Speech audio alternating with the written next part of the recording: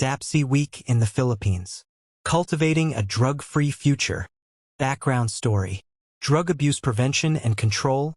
DAPC Week traces its origins to the Philippines' intensified battle against illicit drug use in the early 2000s. Amid rising methamphetamine, shabu, addiction, and drug-related crimes, the Philippine government recognized the need for a unified, community-driven approach to address both supply and demand reduction. In 2004, the Dangerous Drugs Board, DDB, institutionalized DAPC Week as an annual observance, coinciding with global efforts to align with the United Nations Drug Control Conventions.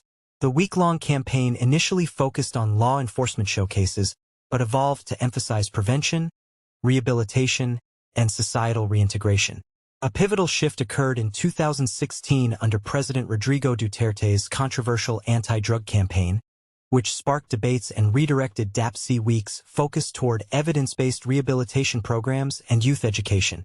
By 2020, the Philippines began integrating grassroots Barangay Drug Abuse Councils, BADACs, into DAPC Week activities, fostering localized solutions to addiction. Adoption of DAPC Week in the Philippines. The Philippines formally adopted DAPC Week through Dangerous Drugs Board Regulation 2. Series of 2004, under the framework of Republic Act No. 9165, Comprehensive Dangerous Drugs Act of 2002, RA 9165, mandates a balanced strategy of punitive measures and preventive education, with Section 81 specifically requiring the annual observance of DAPC Week every third week of November. The DAPC Week 2025, observed from November 16 to 26, 2025, is anchored on the theme, Sa Bagong Pilipinas, Kalusugan ay Pinapahalagahan, Droga ay Inaayawan. The observance is led by the Dangerous Drugs Board, DDB, of the Philippines. The theme highlights a national, health-centered, and rights-based approach to drug prevention, focusing on several key bases or elements. 1. Health-centered governance, prioritizing public health and well-being as a primary strategy in the anti-drug campaign. 2.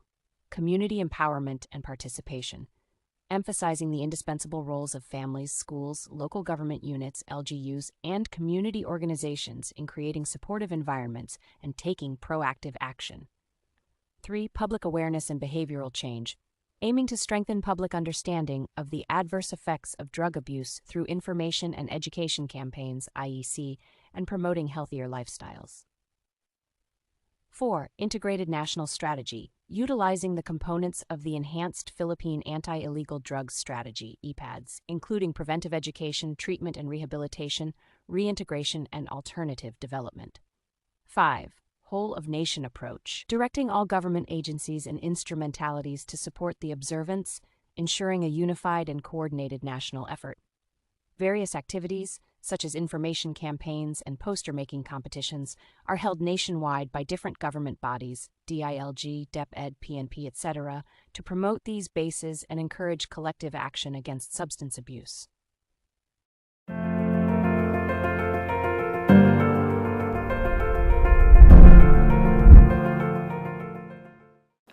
Magandang araw sa inyong lahat. The Dangerous Drugs Board invites every Filipino to join us in celebrating the 2025 Drug Abuse Prevention and Control Week with the theme, Sa Bagong Pilipinas, Kalusugan ay Pinapahalagahan, Droga ay Inaayawan. Ngayong DAPC Week, sama-sama nating itaguyod ang malusog, produktibo at ligtas na pamumuhay. Sa ating pagkakaisa, ating may susulong ang isang bagong Pilipinas na pinapahalagahan ang kalusugan at kinabukasan ng bawat komunidad. Makiisa tayo sa mga programa ng ating mga national government agencies, local government units, pribadong sektor, mga komunidad at iba pang sektor ng lipunan laban sa iligal na droga. Naway katuwang namin kayo sa pagsisimula ng tunay na pagbabago tungo sa magandang kinabukasan para sa bawat Pilipino. Maraming salamat. Muli, tayo ay magkaisa, maging liwanag at pag-asa tungo sa isang malusog at ligtas na lipunan.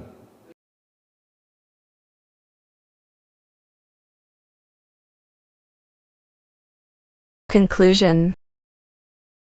DAPC Week 2025 in the Philippines is more than a policy mandate, it is a cultural reckoning. By anchoring the campaign in Bayanihan, the nation moves beyond punitive rhetoric to embrace solutions rooted in empathy and solidarity. From the barangays of Mindanao to the classrooms of Luzon, the message is clear: a drug-free future is possible only when communities unite to heal, protect, and uplift the most vulnerable.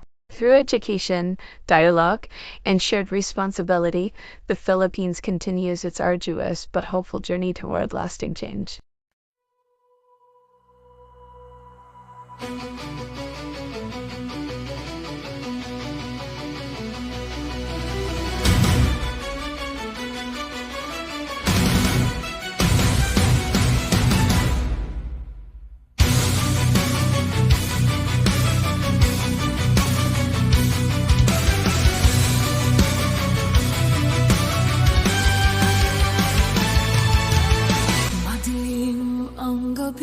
Tahimik ang bayan, mga anino'y sumisigaw sa kawalan. Laban sa